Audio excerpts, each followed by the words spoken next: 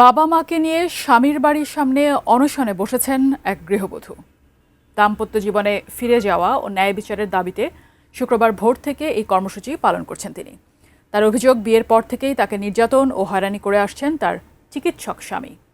খুলনা বিভাগীয় প্রতিনিধি মোহাম্মদ অসীমের পাঠানো তথ্যচিত্রে বিস্তারিত ডেস্ক রিপোর্টে।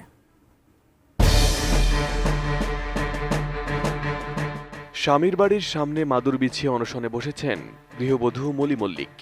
পাশে রয়েছেন তার বাবা মা। খুলনা মহানগরীর লবণচোরা থানার হান্নান সড়কে শুক্রবার ভোর থেকে কর্মসূচি পালন করছেন তিনি।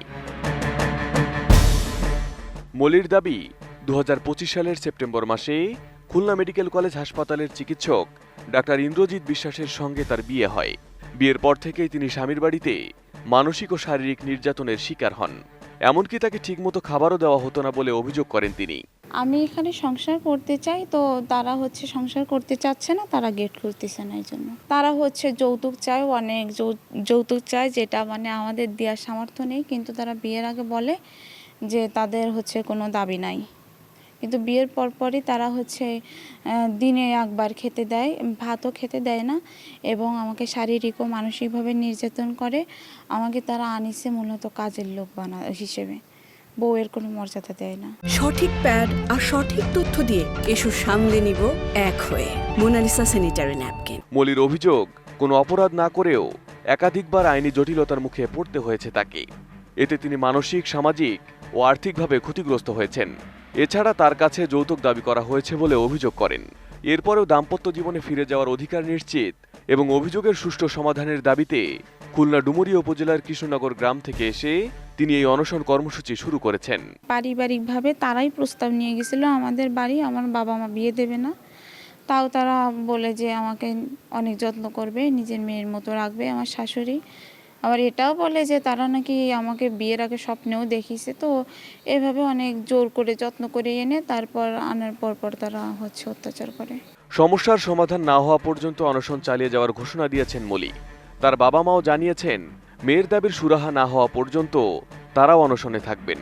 ঘটনাটি এলাকায় ব্যাপক আলোচনার জন্ম দিয়েছে।